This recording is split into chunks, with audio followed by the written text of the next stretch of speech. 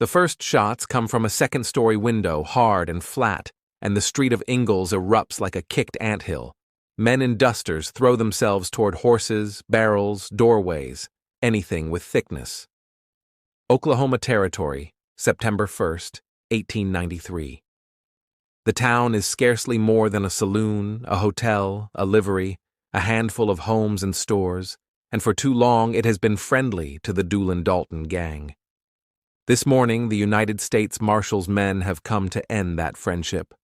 They roll in early behind a veil of dust, 13 or 14 deputies under Deputy Marshal John Hickson, acting on orders from the new U.S. Marshal, Evett Dumas, E.D. Nix. The paper plan is simple. Slip into town, catch the outlaws before they scatter, and ride out alive. But a plan is fragile, where word travels faster than a horse.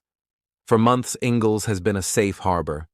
George Ransom's saloon pours deep, and his bartender, Mr. Murray, keeps an ear open, sending whispers about lawmen, stabling horses for favored customers, and making sure the gang's plates are full. A boy runs to warn the card table, and by the time the posse reaches Main Street, chairs have scraped back and hands have found gun belts. The first outlaw they face is George Bitter Creek Newcomb.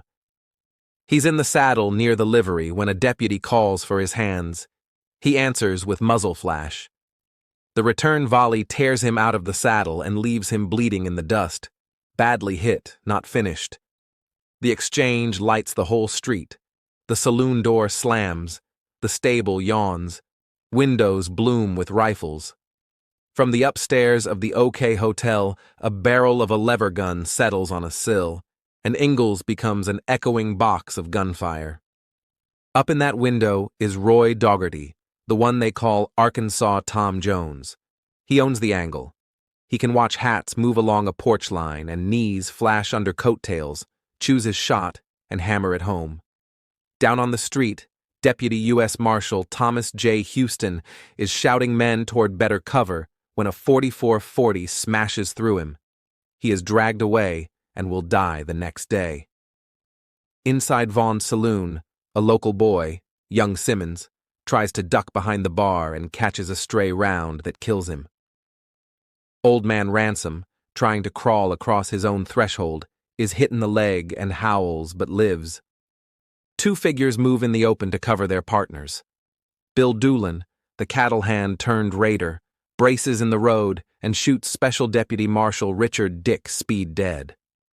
On another line of fire, Bill Dalton trades bullets with Deputy Marshal Lafayette Leif Shadley. Shadley clips Dalton's horse and drops the animal. Dalton's round punches through Shadley, and the deputy will die in the morning. Dust hangs. Gun smoke turns sweet and bitter. The law is bleeding, and the gang is slipping from doorways to alleys. Mr. Murray, the bartender who chose the wrong side, steps into his doorway with a gun and pays for it. Rounds catch him in the ribs and arm. He will live to face prison and later sue the government for damages, and he will lose. On the boards nearby, a deputy shoves Houston's hat and badge into his coat like a talisman, then goes back to work. What decides days like this is never speeches but angles and inches. Hickson's men try to pinch the stable and flank the saloon, but the hotel window is a wasp nest.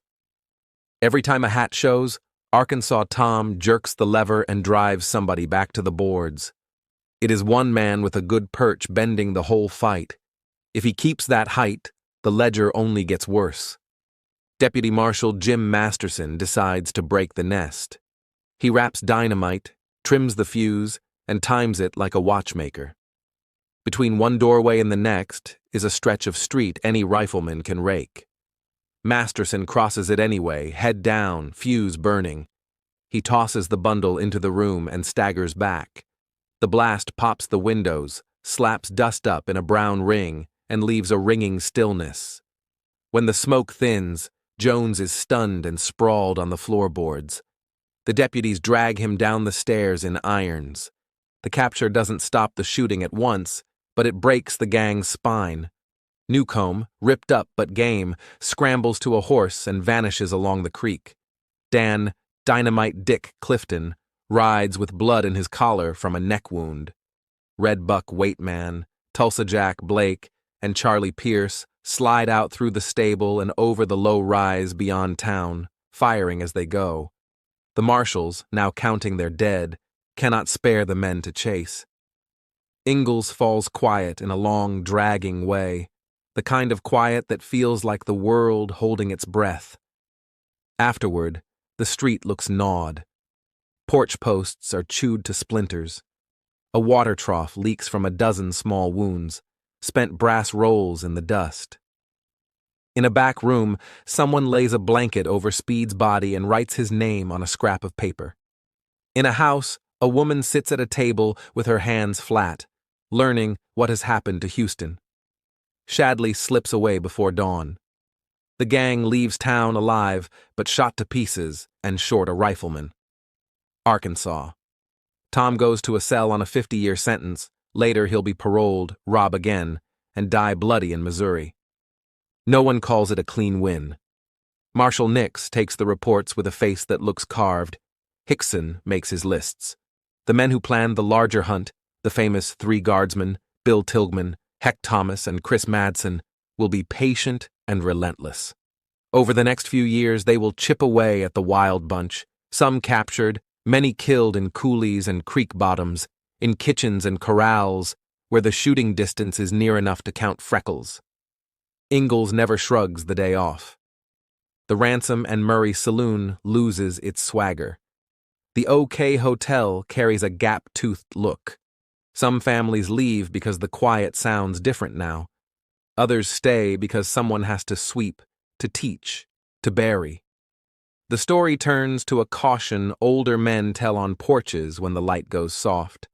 Don't harbor men who make their living with a gun. Don't mistake loud laughter for strength. Don't bet a town against a posse and expect to win.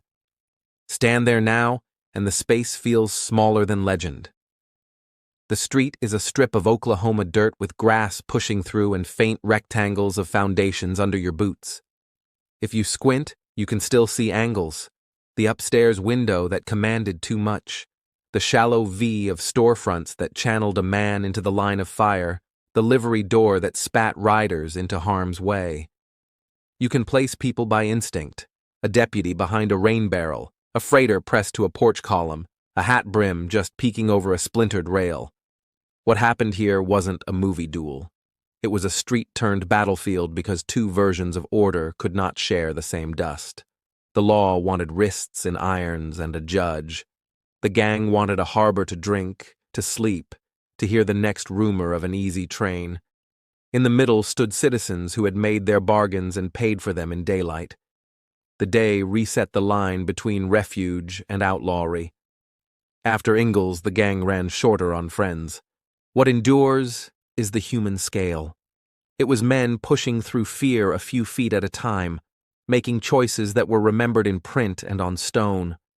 A deputy crossed a kill zone with a burning fuse and changed the shape of the fight.